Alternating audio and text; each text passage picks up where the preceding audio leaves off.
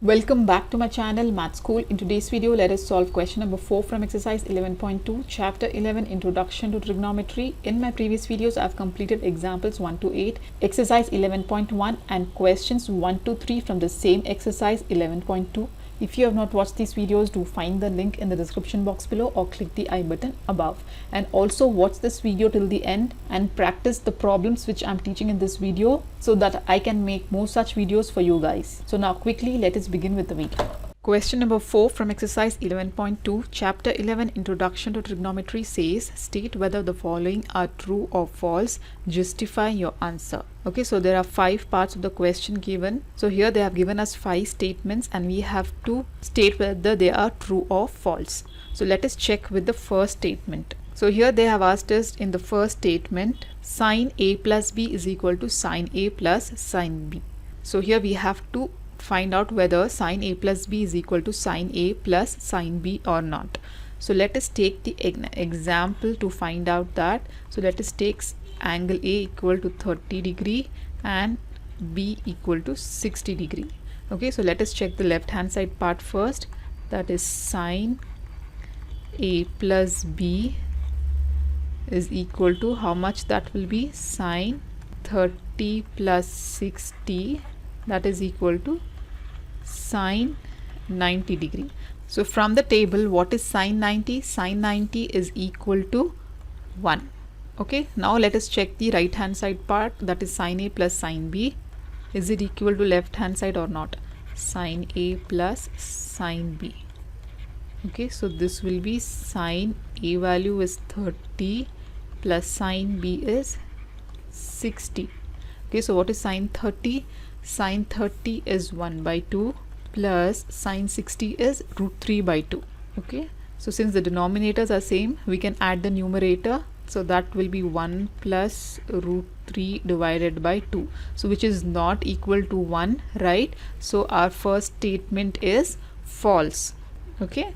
Now coming to the second statement, it is the value of sine theta increases as theta increases. So when you look at the table, as the value of theta increases, that is when it increases from 0, 30, 45, 60 to 90, sine theta values are 0, 1 by 2, 1 by root 2, root 3 by 2 to 1. So definitely here the values of sine theta are increasing as the theta value is also increasing. Here we have 1 by 2, it is 0.5, 1 by root 2 is 1.414 something. So definitely here the values are increasing from 0 to 1 as theta increases from 0 to 90. So again our second statement is true. Third statement is the value of cos theta increases as theta increases. So let us check here. Here our cos value is 1, root 3 by 2, 1 by root 2, 1 by 2 and 0. So here the values are decreasing as the theta value is increasing from 0 to 90 degree. Right? Here the third statement is false because the cos theta value are decreasing as theta is increasing. So we will write down here it is false. Fourth statement, here they have given us sine theta is equal to cos theta for all the values of theta. Is it true?